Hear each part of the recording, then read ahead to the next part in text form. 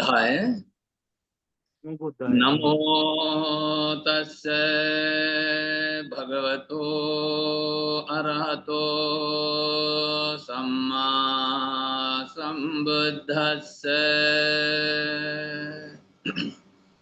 अत्तानं ये पियं जन्यारखेयन सुरक्षितं तिन्नमन्यन्तरं यामं पटिंगेय पंडितो। अगर हम अपने आप को प्रिय होते हैं तो हमें अपनी रक्षा करनी चाहिए। जो विद्वान व्यक्ति तीनों पहरों से कम एक पहर अवश्य जागरूक रहना चाहिए। परम पूज्य महासंघ, प्रिय उपासक उपासिकाएं, इस सप्ताह में भी महाबोधि संडे धम्म सभा की शुरुआत करने के लिए, धम्म चिंता करने के लिए मुझे निमंत्रण दिया। इसी के लिए आप सबको धन्यवाद। हमेशा की तरह हम आज भी धम्मपद की एक गाथा सुनाया। आज से हम लोग एक नया वर्ग शुरुआत करते हैं। जो पिछले सप्ताह तक जरा वर्ग को सुनते थे, वो जरा वर्ग खत्म हो गया। आज अत्त वर्ग की, नहीं तो आत्म वर्ग की शुरुआत हो रहा है। इस वर्ग के द्वारा भी बुद्ध ने आप हम सब के लिए, सांसारिक जीवन के लिए, निर्वाण प्राप्ति के लिए बेहतर उपदेश दे रहा है। आज की पहला गाथा, अत्तवर्ग की पहला गाथा आपके समक्ष हमने प्रस्तुत किया। अत्तानं ये पियं जन्या रक्षेयन सुरक्षितं तिन्नमन्यत्तरं यामं पटिज्ञेय पंडितो।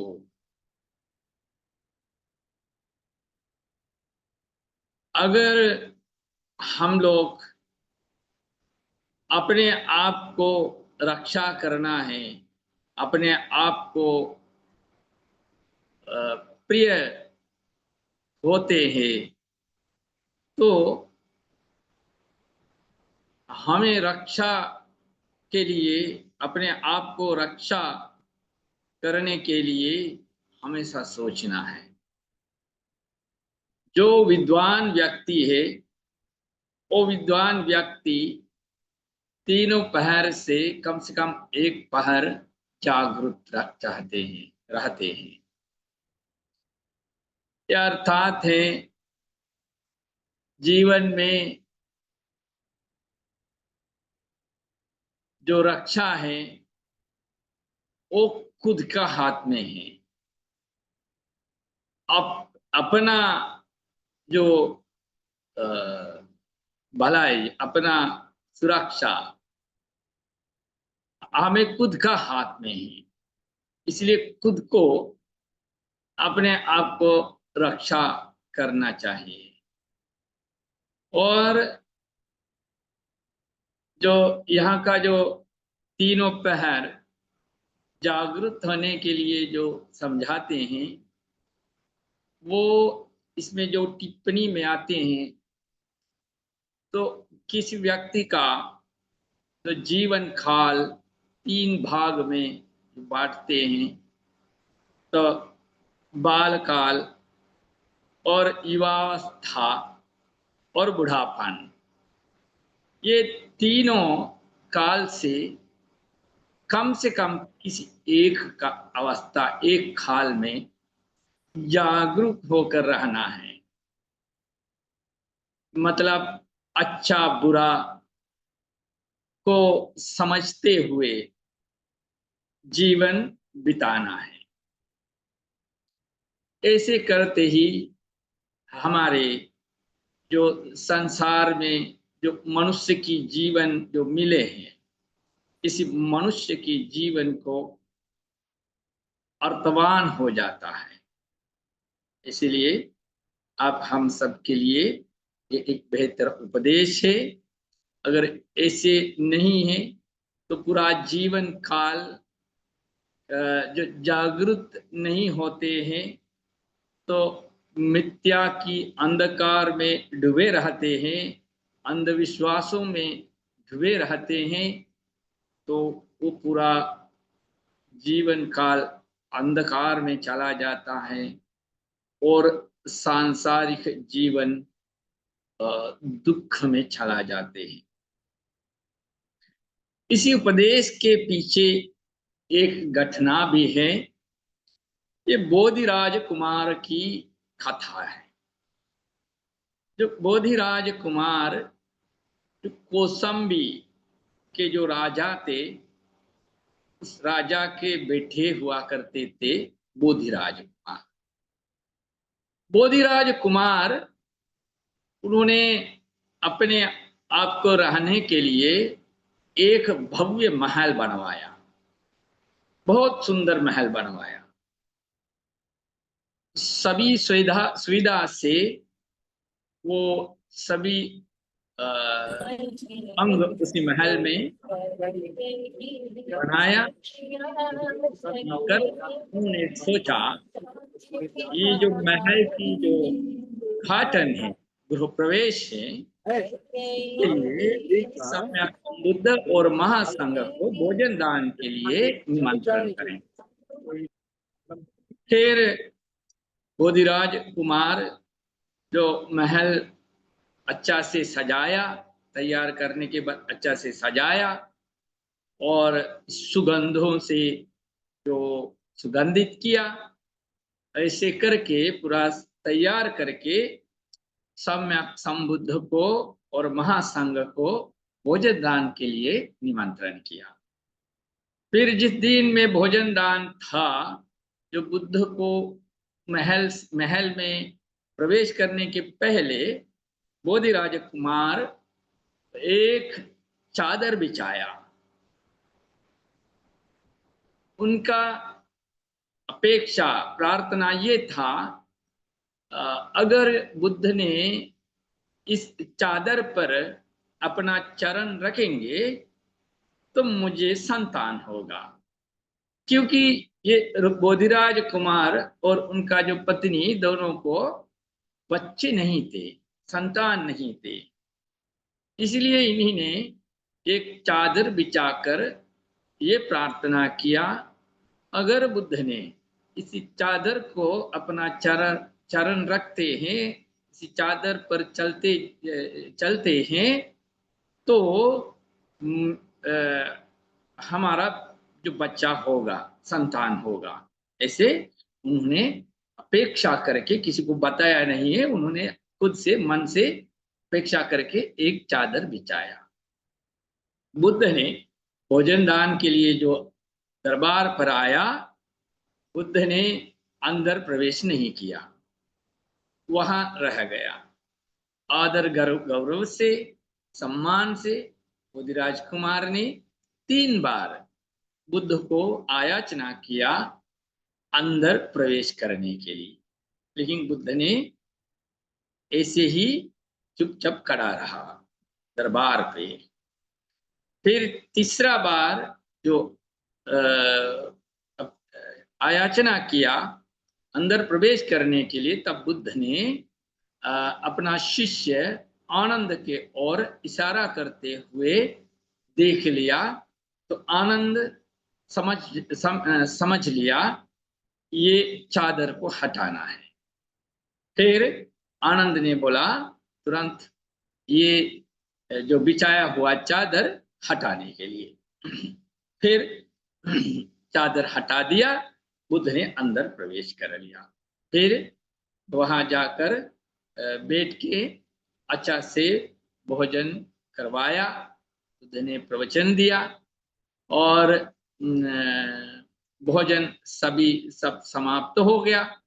तो समाप्त होने के बाद जो बोधि राजकुमार, इस सब भोजन दान करने के बाद जो बोधि राजकुमार सम्यक संबुद्ध से एक सवाल पूछा ये जो उस चादर के ऊपर आपने क्यों नहीं चरण रखा।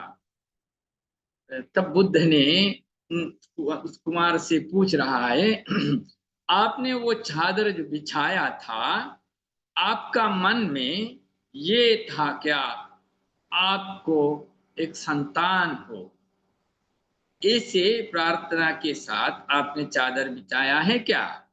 फिर बोधिराज कुमार ने बताया हाँ, हमने ऐसे प्रार्थना करके ही चादर बिछाया था। फिर बुद्ध ने बोला आप दोनों को कभी संतान नहीं होगी, इसीलिए हमने उस चादर पर कदम नहीं रखा, पैर नहीं रखा, उस चादर पर हमने नहीं चला। फिर बोधिराज कुमार बुद्ध से जो पूछ रहा है, तो उनको संतान नहीं होने का कारण भी आप पता होगी। अगर आप इतना जान गया तो क्यों ये संतान नहीं हो सकते। फिर बुद्ध ने एक कथा बताता है, पूर्व जन्मों की कथा। उस कथा में बुद्ध बताते हैं ये बोधि राजकुमार पूर्व जन्म में किसी एक जन्म में एक व्यापारी हुआ करते थे। व्यापार के लिए वो देशांतर चलते थे और जहाज से समुद्र में भी चलते थे। एक बार ये जो बोधिराज कुमार और उनका पत्नी तो उस जन्म में जहाज से समुद्र में चलते थे व्यापार के लिए। ऐसे जाते जाते एक दुर्घटना हुआ, चक्रवाल आया तो वो समुद्र में नौका डूब गया और टूटे हुए लकड़ियों को पकड़ के लोग इधर उधर भाग रहा। जो ये दोनों भी उस नौका से टूटे फूटे कुछ लकड़ियां हाथ में आया, उस लकड़ी के माध्यम से पकड़ते हुए ये लोग चलते चलते एक द्वीप में प्रवेश हो गया। जो समुद्र के बीच में एक द्वीप था, एक जमीन था, उसमें प्रवेश कर दिया। लेकिन उसी द्वीप में कोई मनुष्य नहीं है, सिर्फ उस द्वीप में एक ही जीव थे, वो कुछ पक्षियां रहते थे। फिर ये दोनों उसी द्वीप में उतर गया। उतर करके वहाँ रहने के लिए अभी कोई घर, कोई व्यवस्था नहीं है और खाने पीने का सामग्री समुद्र में डूब गया, अभी कोई चारा नहीं है। तो ये लोग देख रहा उस जो पक्षियों का जो अंडा है, जो वो पक्षियों का अंडा ये लोग खाना शुरू कर दिया। जो अपना जीवन जीवित रखने के लिए वो पक्षियों का अंडा प्रतिदिन खाता रहा। फिर अंडा खाते खाते खाते खाते पूरा अंडा भी खत्म हो गया। जब अंडा खत्म होने के बाद उसी पक्षियों का छोटा छोटा पक्षी थे, बच्चे थे, वो पकड़ पकड़ करके ये लोग खाया करते थे। ऐसे ऐसे करके ये लोग जीवन बचाया रहा। और लेकिन कभी भी ये लोग ये नहीं सोचा उस जो पक्षियों के जो अंडा खाने में वो जो पक्षी का क्या होते हैं, वो कितना दुख हो जाता है, इस पे लोग कुछ भी थोड़ा भी चिंता नहीं किया। फिर यही जो पाप के कारण, इसी दुष्कर्म के कारण इन लोगों को जन्मों जन्मों से बच्चे नहीं हो रहा है।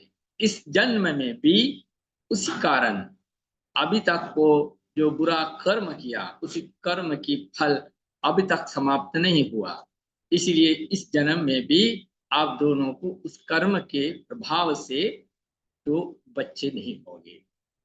फिर बुद्ध ने एक कथा बताया, तो अगर जीवन काल में कोई भी एक समय में आप लोग जो अपना गलती का बारे में एहसास करते हुए अगर वो प्रायश्चित किया होगा, तो ये जो इसका फल, जो कर्म की जो फल कम हो सकता है, लेकिन आप लोग ऐसे भी नहीं किया। तो यही है आज का कथा। जो भी कर्म हम करते हैं उसका जो फल तो मिलना ही मिलना है, उसका रिजल्ट मिलना ही मिलना है। और कभी कभी ऐसा भी होते हैं, हम जाने अनजाने में हमारे हाथ से कुछ बुरा हो सकता है। अगर ऐसे बुरा होते हैं तो उसके बारे में हम जागरूक होना चाहिए, हम चिंतित होना चाहिए। हमसे ऐसा गलती हुआ, उसी के लिए हम चिंतित होकर के उसका माफी के रूप में याचना करने पे कम से कम उसी कर्म की फल कम हो सकता है। तो ऐसे बताते हुए बुद्ध ने ये गाथा के द्वारा उपदेश दिया था।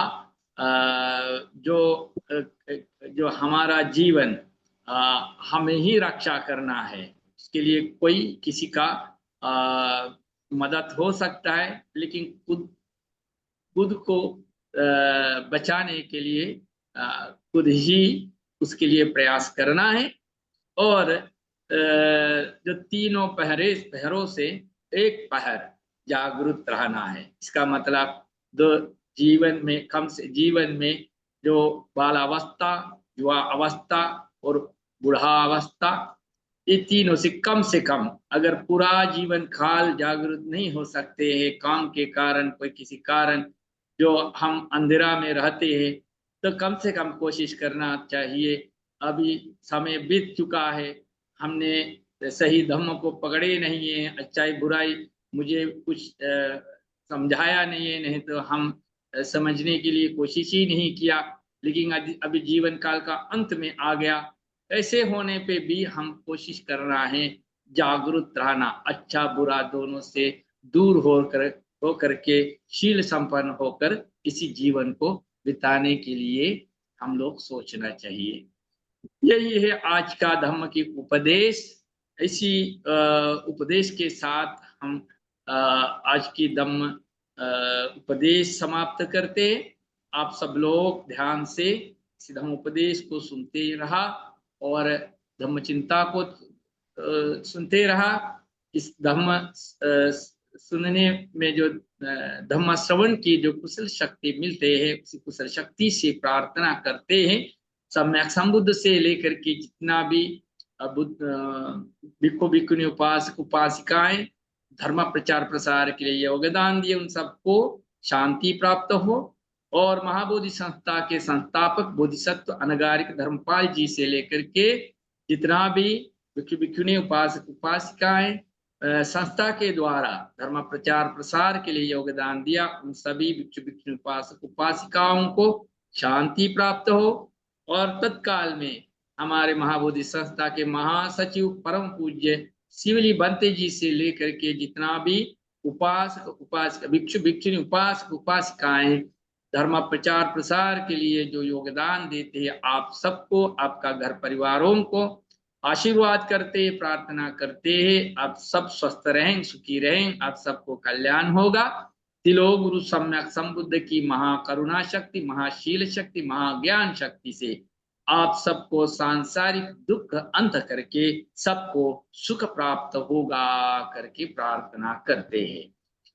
सम्भीतियो विभञ्जन्तो सम्बरोगो विनश्यतु माते भवत्वन्तरायो सुखी दीर्घायुको भव। भवतु सर्वमङ्गलं रक्षन्तु सर्वदेवता सर्वबुद्धानुभावेन सदा सत्ते भवन्तु ते। भवतु सब मंगलं रक्षन्तु सब देवता सब धम्मानुभावेन सदा सुत्ति भवन्तु ते भवतु सब मंगलं रक्षन्तु सब देवता सब संघानुभावेन सदा सन्ति भवन्तु ते।